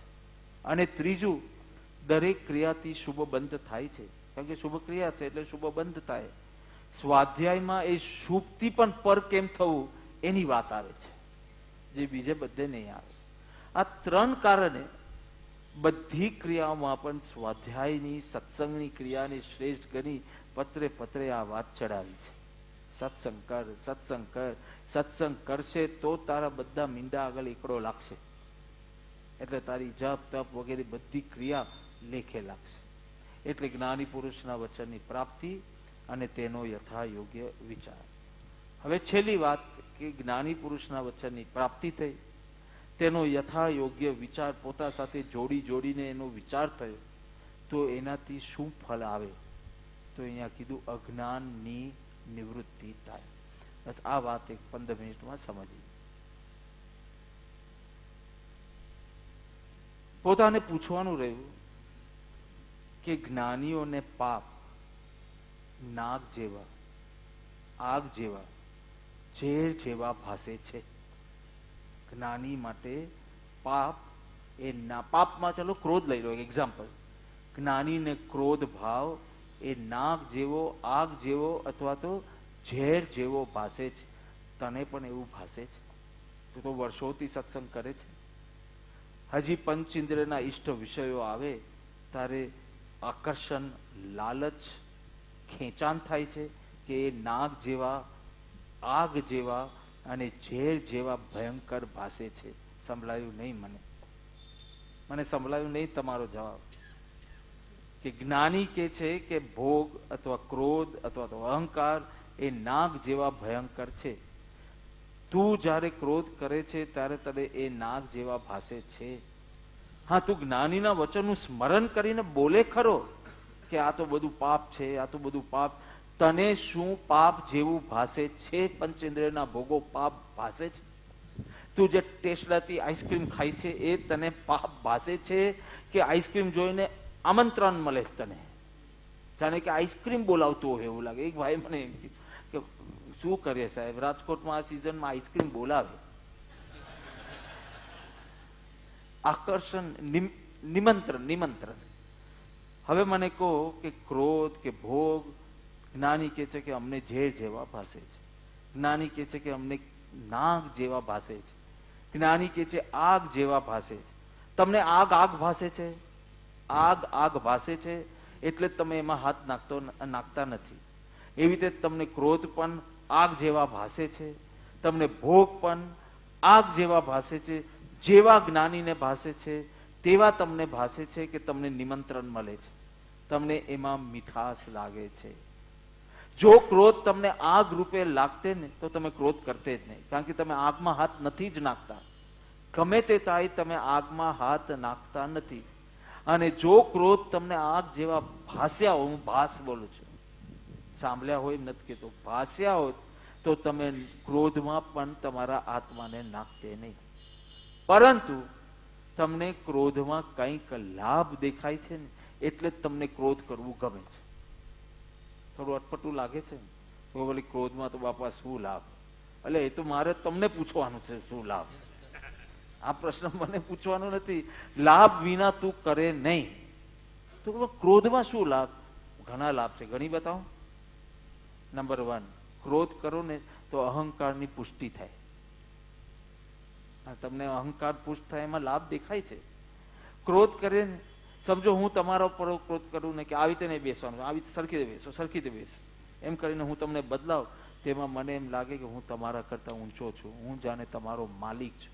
એટલે એક માલિકપણાનો ભાવ વધારે દ્રઢ થાય. એ મને ગમે છે, એમાં મને મીઠાશ લાગે છે, એટલે તમને બરાડા પાડીને બેસાડી દીધા. તમારું ધાર્યું થયું, તમારી ઈચ્છા અનુસાર પેલો વર્ત્યો, આ બધામાં તમને મીઠાશ લાગે છે ને આ બધું ત્યારે જ થાય જ્યારે તમે જરા કડક સ્વભાવ રાખ્યો હોય તો. સમજ્યા? એટલે ક્રોધમાં તમને કોઈ લાભ દેખાય છે એટલે ક્રોધ આમંત્રણ આપે જ ને તમે ક્રોધ કરો છો. જ્ઞાનીને અહંકારમાં રસ છે નહીં એટલે ક્રોધમાં માત્ર નુકસાન દેખાય છે એટલે ક્રોધ કરતા નથી. વાત ક્લિયર છે? એક ભાઈ કીધું, આ તો 9:45 થયા એટલે ઠીક હવે, પણ એક ભાઈ કીધું કે જો બાપા તમને ખબર ના પડે પણ સંસારમાં રહેવું હોય ને તો થોડું કડક મગજ રાખવું પડે કે નહીં? થોડું કડક મગજ તો રાખવું પડે ને તો ડિસિપ્લિન રહે નહીં, કડક રાખવું પડે ને તો પછી બધા આપણો લાભ લે. આવું છે સંસારમાં? આવું છે બધે એવું છે. પેલા ભાઈ આમ કીધું કે પછી અમારો લાભ લે. તો ઠીક છે, તો પછી તમને જેમ યોગ્ય લાગે તેમ. 2 મિનિટ બેઠા પછી કે બાપા શાંતિ કેવી રીતે પ્રાપ્ત કરવી? મેં તો રહેવા દો ને, તમે શાંત થઈ જશો ને પછી લોકો તમારો લાભ લેશે. તમને કરવો છે ક્રોધ, જોઈએ છે શાંતિ. How is it possible? How is this possible? નામ બદલીને તમને એ જ પાપ કરવું છે. નામ બદલી લેવું. મદ્રાસનું ચેન્નાઈ બનાવી દેવું છે પણ શહેર જેવું છે તેવું જ, ખાલી નામ બદલવું છે. એક જણા મને પૂછ્યું, બાપા સ્વાભિમાન ને અભિમાનમાં શું ફેર? સ્વમાન તો રાખવું જોઈએ કે નહીં? Self dignity. સ્વાભિમાન ને અભિમાનમાં શું ફેર? મેં મસ્કરીમાં કીધું કે તું જે કરે ને એ સ્વાભિમાન ને બીજો જે કરે ને એ બધું અભિમાન. પેલો એનું સ્વાભિમાન સાચવે છે તો તને એ અભિમાન ભાસે છે, અને તું અભિમાન કરે છે ને ખાલી નામ બદલી નાખે કે આમાં હું અભિમાન નથી, પણ આપણે થોડું સ્વાભિમાન તો રાખવું જોઈએ. બતાવો મહાવીરના જીવનમાં, બતાવો ક્યાં સ્વાભિમાનના રાખવામાં. અરે સ્વના તો ઠેકાણા નથી. સ્વ કોણ છે તો ઠેકાણા નથી, એનો અભિમાન રાખવું પાછું. હા રાખ, ચાલ હું શુદ્ધાત્મા છું એ સ્વ, એનું અભિમાન કર. તારા કર્મકૃત વ્યક્તિત્વનું નહીં, ખોટી ચીજોનું નહીં. વાત બેસે.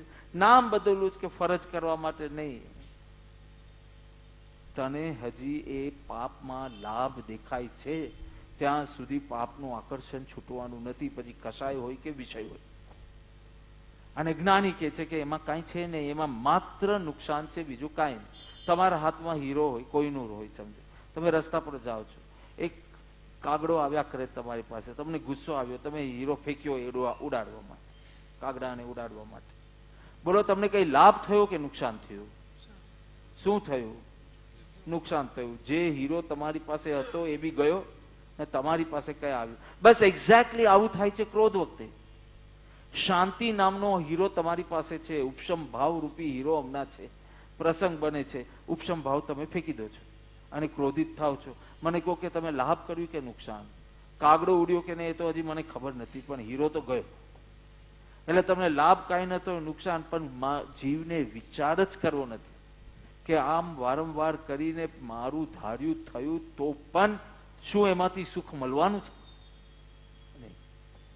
તો જ્ઞાની કે છે આ ડબલ સ્ટેન્ડર્ડ છે. મુલ્લા નસરુદ્દીન કહી દઉં એક વાત. બેલ્કનીમાં બેઠા હતા ને એક વરસાદ પડતો હતો ને એક ભાઈ દોડતા દોડતા જતા હતા, કારણ કે એને ભીંજાવું નહોતું. બેઠા બેઠા એના બેલ્કનીમાં તેના ઉપર તો છત છે, અને કે છે અરે ભાઈ તમે કેમ ભાગો? ખુદાએ આવી રીતે વરસાદ કર્યો છે અને તમે ભાગો છો? બરસત બરસત સદગુરુ કૃપા. અને તમે ભાગી જાઓ છો. શાંતિથી ચાલો. જયારે ભગવાન વરસાવતા હોય તો શાંતિથી જ. બોલો કે બરાબર વાત છે. શાંતિથી આખા ભીના થઈ ગયા પણ શાંતિથી ગયા. થોડા દિવસ પછી પેલા ભાઈ જુએ છે કે વરસાદ પડ્યો છે અને મુલ્લા નસરુદ્દીન ભાગી રહ્યો છે. એને એમ કહેતો હતો ને કે સ્લો જવાનું, આ તો ભગવાનની ખુદાની વર્ષા છે. એ ભાગે છે. તો કે કેમ તું ભાગે છે? તો કે અરે ભગવાનની કૃપા કરી હોય એના પર પગ મુકાય. હવે તે જ તમે જુઠ્ઠું બોલો તો કે હવે ભૂલ થઈ ગઈ, બીજા ભૂલ કરી તો કે આવું તમને સત્સંગમાં શીખવાડે છે. અરે સત્સંગમાં કોઈ દિવસ જુઠ્ઠું બોલવાનું શીખવાડતા હશે, પણ બીજા એ જ કરે તો તમારું જુદો સ્ટેન્ડર્ડ હોય, તમે એ જ ભૂલ કરો તો જુદો સ્ટેન્ડર્ડ હોય. એટલે કે જે જ્ઞાનીને જેમ જણાય છે, જેમ ભાષે છે, આટલું આટલું સાંભળવા છતાં, વાંચવા છતાં તને એ રીતે ભાસતું નથી.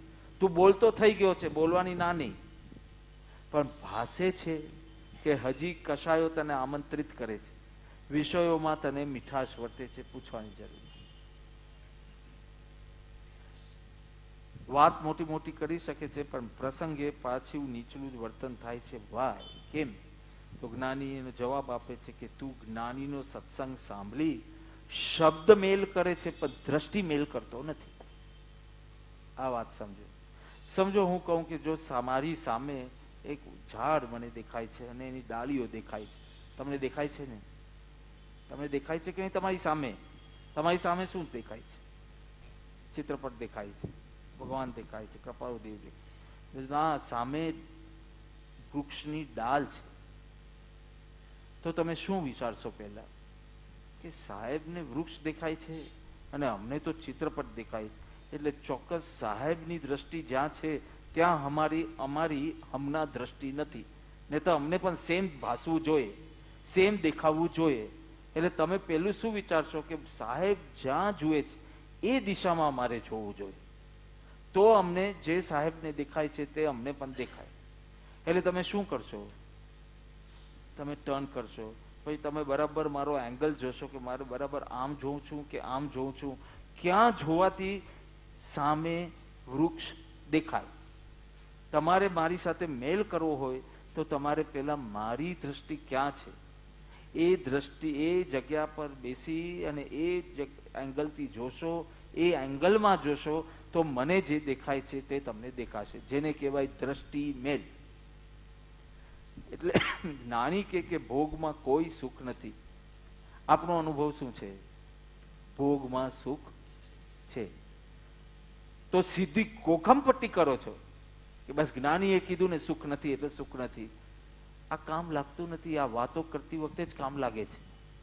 પછી ઠંડો જો કાલે કેરીનો રસ મળશે ત્યારે આ કામ લાગતું નથી, કારણ કે શબ્દ મેલ કર્યો છે, તમે દ્રષ્ટિ મેલ કર્યો નથી. પણ તમે હવે વિચાર કરો, યથા યોગ્ય વિચાર કરો. તમને થાય કે જે ટેકરી ઉપર ચડીને સાહેબ બોલ્યા છે કે ભોગમાં સુખ નથી, એ ટેકરી પર ચડીને હું જોઉં તો જ મને સુખ નહીં ભાસે. બીજી જગ્યાએથી જોઈશ તો મને સુખ ભાસશે. તો મારે જ્યાં સુધી એ ટેકરી નહીં ચડું ત્યાં સુધી મારે આ વિચારનું ઘોલન સતત કરતા રહેવું જોઈએ. એટલે શબ્દ મેલને બદલે દ્રષ્ટિ મેલનો પુરુષાર્થ કરશો તો કાર્ય સિદ્ધ થશે. કે કઈ રીતે જ્ઞાનીને ભોગમાં સુખ નથી લાગતી, કઈ રીતે આટલી ગરમીમાં ઠંડુ પાણી મળે, લીંબુ પાણી મળે, સાકરનું પાણી મળે તો હાશનો અનુભવ કેમ જ્ઞાનીને ન થાય, અને મને કેમ થાય છે? તો હું સુષુપ્ત છું ને જ્ઞાની જાગ્રત છે. તો જ્ઞાની જેવું ભાસવા માટે મારે પણ જાગ્રત થવું પડશે. અર્થાત તે વખતે બરાબર ક્યાં સુધી સુખ છે, કારણ કે એ જ લીંબુ પાણી લઈ લો. ચલો, તો તને આખી બાલડી ભરીને લીંબુ પાણી આપે તો તને સુખ લાગવાનું છે? એક ગ્લાસ, કેટલા ગ્લાસ? 2 ગ્લાસ, 3 ગ્લાસ, ચોથા ગ્લાસ પછી તમને વમન નહીં થશે. તમે જો એને સુખમાં, આ આખો વિચાર દરેક પ્રસંગે થવો જોઈએ. અને એ પ્રસંગમાંથી છેલ્લે દ્રષ્ટિ મેળ થાય એટલે એને ત્યાં બંધ કરવું જોઈએ, લોક, કે નથી, આ માત્ર મારા મોહના સંસ્કાર છે જે મને વારંવાર ત્યાં આકર્ષિત કરે. બાકી સત્ય એ છે એમ તે તારું બુદ્ધિપૂર્વક, વિચારપૂર્વક, પ્રયોગપૂર્વક અને વેદનપૂર્વક જેમ જેમ થાય તેમ તેમ શબ્દ મેલમાંથી દ્રષ્ટિ મેલ થાય. અને જ્યારે દ્રષ્ટિ મેલ થાય ત્યારે ખરેખર જ્ઞાનની પ્રાપ્તિ થાય, અથવા તો અજ્ઞાનની નિવૃત્તિ.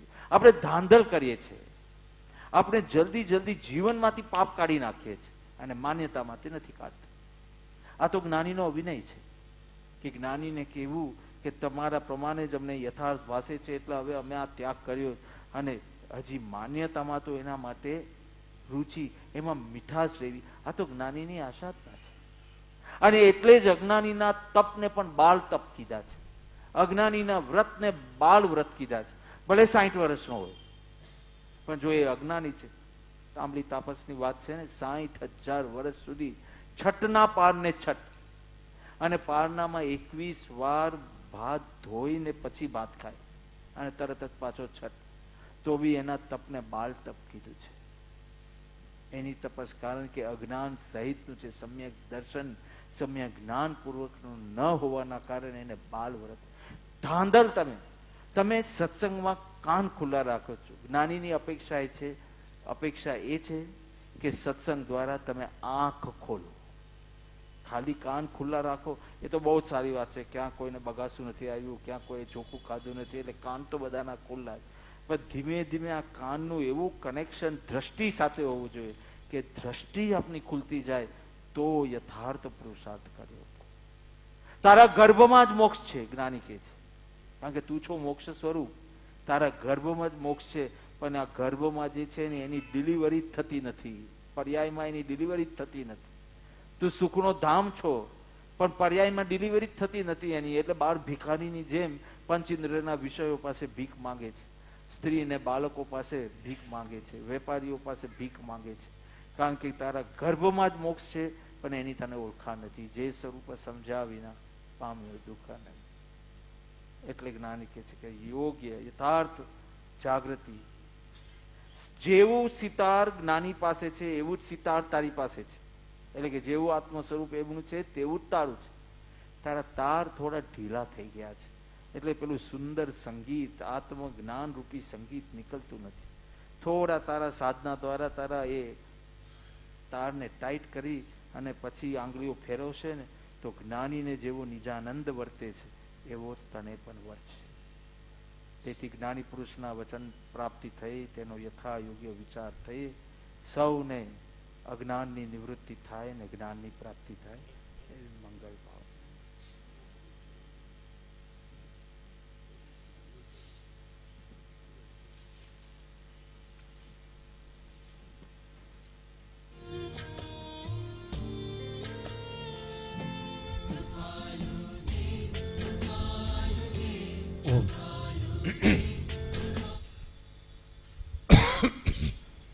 આવતીકાલના કાર્યક્રમની યાદી આપી દઉં.